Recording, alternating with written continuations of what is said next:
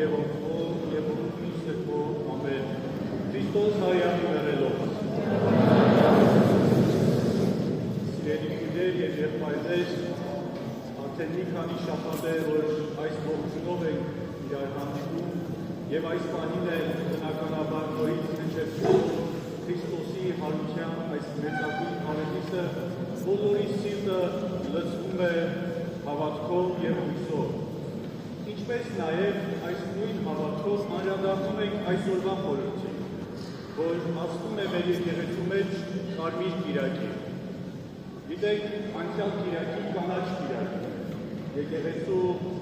սկզբնավորման զարգացման շրջանը խորհրդանշող եւ հիշատակող կիրակին է այսօր սիրելիներ ասելով Կարմիր կիրակի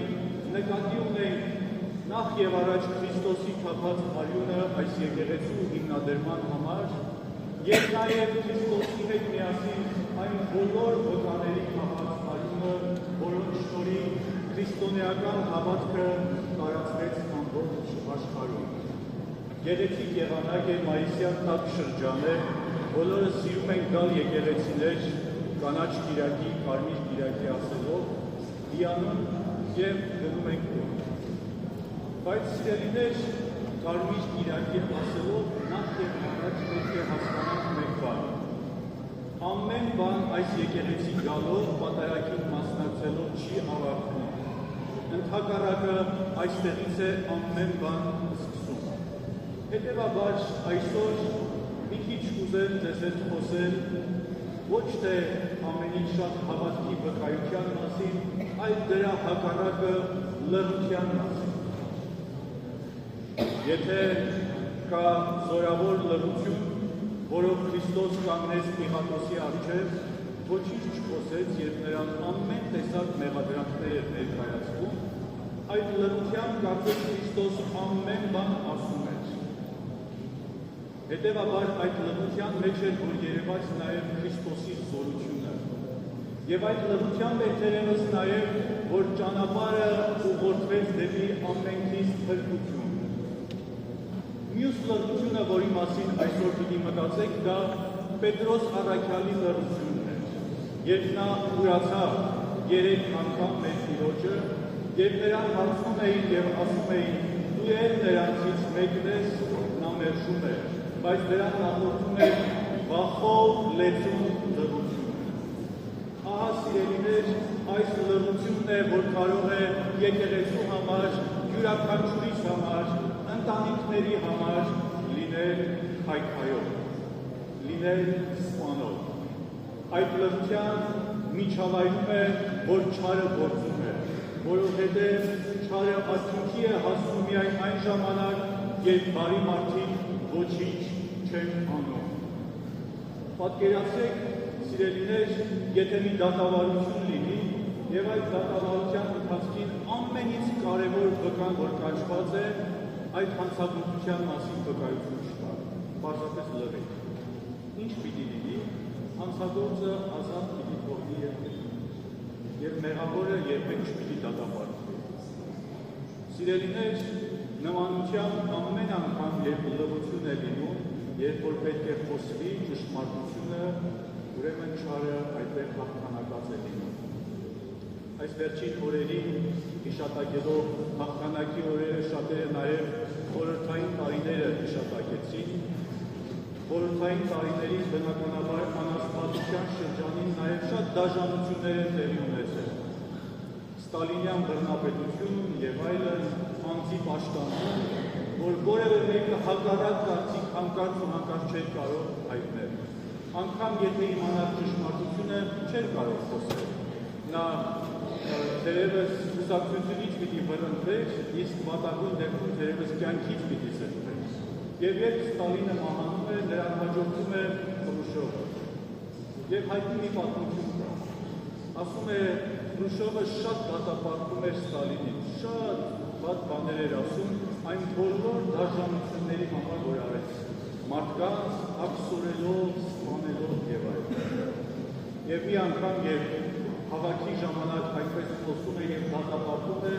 ժողովրդի միջից մեկը գոռում է, ասում է դուք էլ նրա հետ եք, դուք էլ նրան գործակից եք։ Հապա ինչու չկանգնեցրեցին։ Քար լռություն էր իր ամբողջ այդ դահլիճում, եւ Հուշամը, որ խոսում է այդ բանին, ասում է, ով ասաց դա։ Եվ շատ ավելի վտանգավոր լռություն իրենց դահլիճում։ Որևէ մեկը չխոսեց, որովհետեւ իրենք կյանք կարող էր արժանալ այդ խոսքը։ Եվ ահա Հուշամը դառնում է այդ ամբողջ ժողովրդին եւ ասում է, ահա հիմա հասկացաք, թե ես ինչու չեմ խոսել այն ժամանակ։ Սիրելիներ, վտանգի առջև, երբ մեր անձը վտանգված է, ճշմարտությունը կարող ենք հագցնել, կարող ենք ճշմարտությունից ամաչել եւ այդպես էլ երբեք ու երբեք չվկայել Քրիստոսին։ Իսկ ահա սրան հակառակ այսօր Գործ Առաքելոց գրքի մեջ Պողոս առաքյալը ընթերցված է, երբ որ ընթերցվեց, ասվեց, որ կանգնում է իսրայելացիների մեջ եւ ասում է, ով իսրայելցիներ, ով Աստծուց վախեցող ժողովուրդ, նա պատմում է Քրիստոսով փրկության մասին։ Եվ փաստորեն դեպի Քրիստոս տանող փրկությունը բնականաբար անցնում է խիզախության ճանապարհով, եւ մենք չենք վախենում վկայելու, թե ով ենք մենք որպես քրիստոնյաներ։ Սրանով է, որ կարմիր կիրակին խորհուրդ կդառնա յուրաքանչյուրի սրտի մեջ, սիրելիներ։ Դրանով է, որ այսօրվա մեկ այլ ընթերցանության մեջ Սուրբ Պետրոս առաքյալը խիզախության է հրավիրում բոլոր հովիվների, ասելու, որ ոչ թե բռնակալի պես պետք է տիրեք, այլ պետք է օրինակ լինեք բոլորին։ Սա թերևս հովիվներին է վերաբերում, ըստ Պետրոսի խոսքի, բայց յուրաքանչյուրը իր օրինակով կարող է վկայություն լինել Աստծո խոսքի եւ աստվածային ճշմարտության։ Եվ մենք, որպես պարզ հավատացյալներ, սիրելիներ, միշտ մտածում ենք, որ վկայությունը դա թերևս վարդապետների գործն է, քահանաների գործն է, սարկավակների գործն է, եպիսկոպոսների գործն է գնալ ու քարոզել։ Բայց այդպես չէ։ Վկայությունը յուրաքանչյուրիս առաքելությունն է։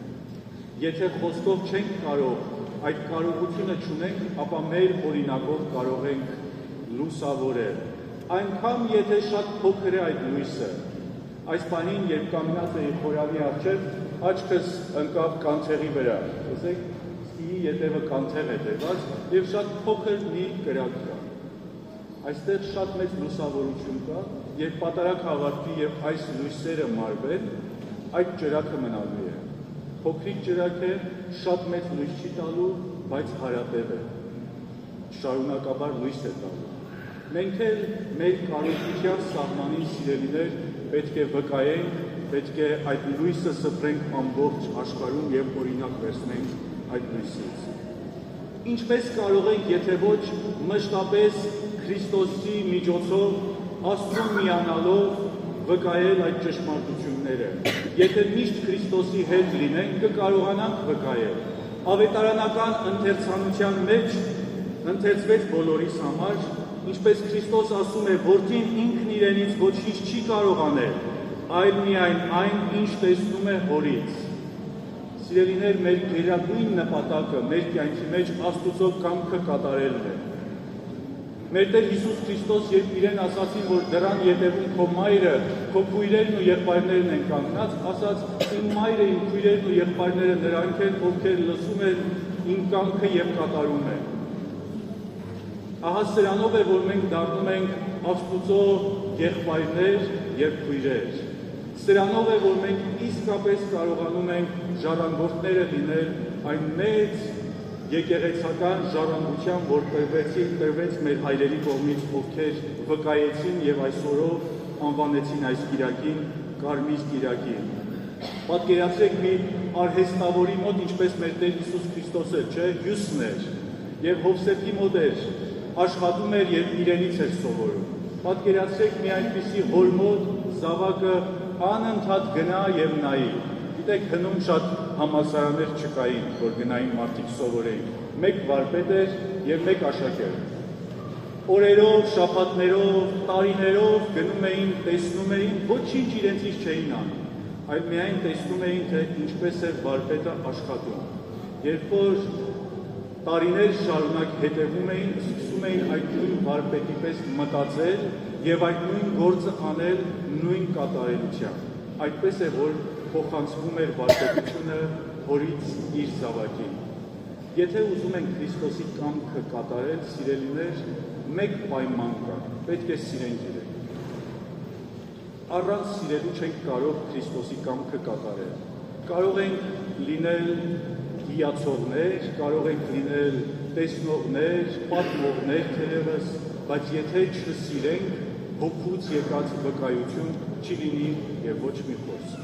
Ուրեմն այսօր սիրելիներ Կարմիր կիրակի օրով այս ավետարանական եւ Սուրբ գրային այլ ճշմարտություններով անդրադառնանք, թե մենք որքան սեր ունենք Աստծո հանդեպ։ Եթե սեր ունենք, ապա ամոթ չունենք։ Պողոս առաքյալի պես, ինչպես ինքը կանգնեց իսրայելացիների մեջ, առանց վախենալու քարոզեց, մենք էլ երբեք չենք վախենա ցույց տալ մեր քրիստոնեական ինքնությունը, թե ով ենք մենք։ Եթե իսկապես Քրիստոսին սիրում ենք, անգամ եթե Պետրոսի պես ուրանանք, որ թերևս շատերը մեզանից կարող են անդրադառնալ եւ ասել այո, ուրացել եմ Քրիստոսին, նորից կարող ենք լալ, նորից կարող ենք ապաշխարել եւ դառնալ Քրիստոսին։ Աստված միշտ այդ հնարավորությունը մեզ տալիս է, սիրելիներ։ Եվ բնականաբար Քրիստոսի պես էլ հոր կամքը գործելով կճանաչենք ու կսիրենք իսկապես, թե ով է Աստված։ Թող այս Կարմիր կիրակին, սիրելիներ, մեզ համար հոգևոր վերազարթոնքի շրջան լինի, թող որ մեր սուրբ նահատակների արյունը, որ թափվեց եւ այս եկեղեցին փառավոր կերպով կառուցվեց եւ շինվեց, թող մեր կյանքի մեջ էլ Քրիստոս իսկապես հեղիաց շնորհները առանց վախենալու կարողանանք վկայել եւ իրեն փառք տանք հավիտյանս հավիտենից ամեն։ Քրիստոս հարյալի մեղելոց։ Տիրոջ սերը եւ ողորմությունը թող լինեն մեզ ամենքիս հետ այժմ եւ միշտ հավիտյանս հավիտենից ամեն։